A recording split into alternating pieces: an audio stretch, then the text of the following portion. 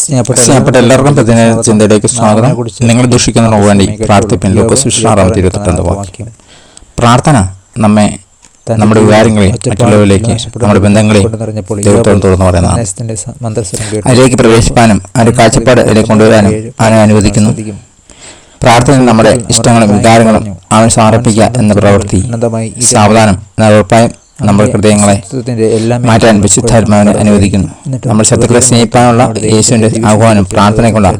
ആഹ്വാനം തമ്മിൽ ബന്ധിപ്പിക്കുന്നതിൽ അതിശയിക്കുന്നില്ല. നിങ്ങൾ ദുഷിക്കുന്നതിന് പ്രാർത്ഥിപ്പിൻ. ലൂക്കോസ് 6:28 ദൈവത്തിന്റെ കണ്ണുകളിലൂടെയും ആത്മാവിന്റെ സഹായത്തോടെ ഹൃദയങ്ങളിലൂടെയും ക്ഷമിപ്പെടുവാനും സ്നേഹിപ്പെടുവാനുള്ള ഒരു വ്യക്തിയായി കാണുവാൻ നാം പഠിക്കണം.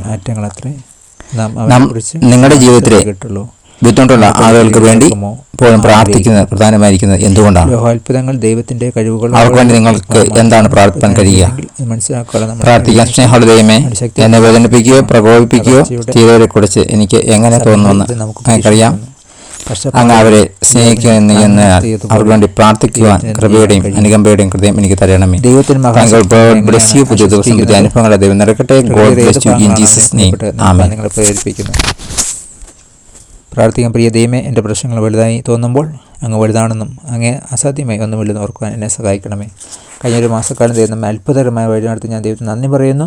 പുതിയൊരു ആഴ്ചക്കാലം പുതിയൊരു മാസക്കാലം ദൈവം അത്ഭുതകരമായി നടത്തട്ടെ എന്ന് പ്രാർത്ഥിക്കുന്ന. God bless you in Jesus name. Amen.